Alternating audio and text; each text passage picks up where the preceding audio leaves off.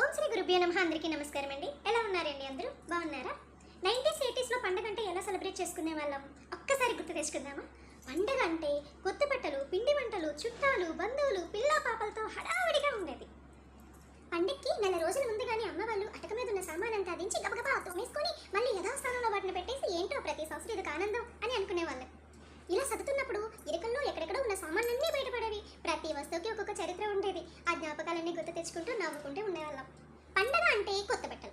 కొత్త బట్టలు అనగానే కొత్తగా ఒక క్లాత్ కొనుక్కొని తెచ్చుకొని అది టైలర్ షాప్కి పరుగులు పెట్టుకుంటూ వెళ్తూ పండక్కి నా బట్టలు ముందు కుట్టుంటే నా బట్టలు ముందు కుట్టు అంటూ టైలర్ బుర్ర తినేసేవాళ్ళం.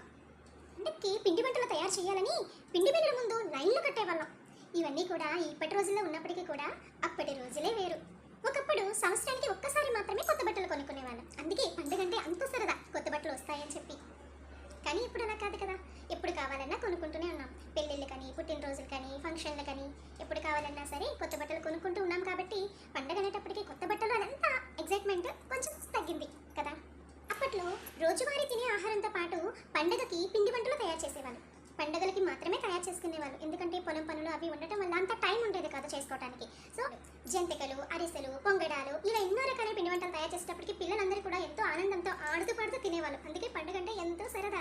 ఇప్పటి రోజుల్లో అన్నీ రెడీమేడ్గానే దొరుకుతున్నాయి. కావాలి అన్నప్పుడు కూడా ఎప్పటికప్పుడు చేసుకుంటూ ఉంటున్నాం కాబట్టి అంతగా పిండి వంటలు అనేటువంటి ఎగ్జైట్మెంట్ కొంచెం తగ్గింది కదా. ముఖ్యంగా పెళ్ళైన ఆడపిల్లలు పుట్టింటికి పెద్ద పండుగ రోజు సంతోషంగా వచ్చేవాళ్ళండి. ఎప్పుడు రాకపోయినా సరే పండగకి మాత్రం ఆడపిల్ల వస్తుందంటే అటు అమ్మాయికి ఇటు పుట్టింటి వాళ్ళకి పండగ అంటే పండగ. మా అమ్మాయి వస్తుందని మేము పుట్టింటికి వెళ్తున్నామని చాలా ఆనందంగా ఉండేవాళ్ళు. పిల్ల పాపలతో, బంధువులతో, చుట్టాలతో ఇల్లంతా కలకలలాడిపోతూ ఉండేది. ఇప్పుడు రాకపోకలు అనేవి చాలా కరువైపోయాయి.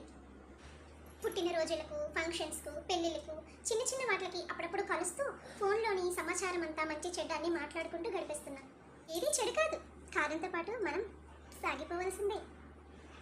ఏది ఏమైనా పాత రోజులు ఎప్పుడు గొప్పవే కదా. అందరికీ, నా మిత్రులకు, శ్రేయోభిలాషులకు, ముఖ్యంగా నన్ను ఆదరించినటువంటి నా సబ్స్క్రైబర్స్కి, చూస్తున్నటువంటి ప్రేక్షకులు అందరికీ కూడా పేరు పేరున అందరికీ కొడుకులకు, స్నేహితులకు, బంధువులకు, ఈ తెలుగు వాళ్ళందరికీ కూడా సంక్రాంతి శుభాకాంక్షలు. Thank you. నేను మీ రాజేశ్వరి.